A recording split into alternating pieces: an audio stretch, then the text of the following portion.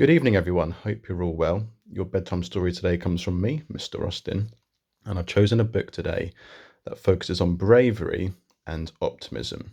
It's called The Lion Inside, and it's by Rachel Bright and Jim Field. In a dry, dusty place where the sand sparkled gold stood a mighty flat rock, all craggy and old. And under that rock, in a tiny little house, lived the littlest, quietest, meekest brown mouse. He was so very tiny, so incredibly small, that nobody noticed him ever at all. He got trod on and sat on and missed out for stuff, ignored and forgotten. Yes, mouse life was tough. Meanwhile, far above, on top of the rock, times were quite different. It was Lion o'clock. This huge, toothsome creature made sure everyone saw how important he was by how loud he could roar.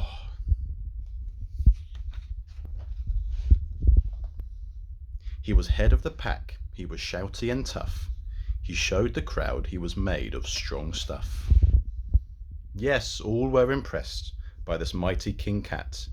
If only, thought Mouse, I could be more like that. Then, late one dark night in his Minnie Mouse bed, the cleverest thought popped into his head. He jumped from the covers and held up a paw. I've got it, he said. What I need is a roar.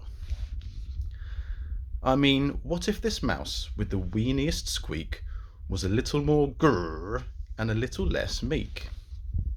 Well, he'd still be the smallest of fuzzy brown mice, but he'd make friends and join in, and life would be nice.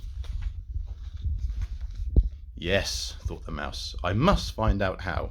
I will learn how to roar, and I will learn it now. But, oh my gosh, there was only one beast who could teach him this thing, but might make him feast. It was time to be strong, take a chance. After all, forever was such a long time to feel small. So he made himself brave, and he thought like a winner. He set off for the top, hoping not to be dinner. It felt like the scariest thing he could do, but if you want things to change, you first have to change you. The further he climbed, the closer he got to the slumbering lion reclining on top. Then, at last, as he stood on his tippity toes, he found himself suddenly nose to nose. Pardon me. Wake up, Mr. Lion. You've got company. Mr. Lion, what I've come for you is, do you think you could teach me your roar? A silence befell that twinkling plain. Lion opened his eyes and puffed out his mane. Time slowed right down. Why, it felt like a week.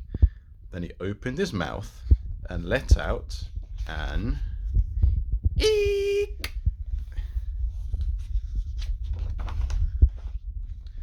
The lion was shaking, his paws all a fumble. He was backing away with a scrambling tumble.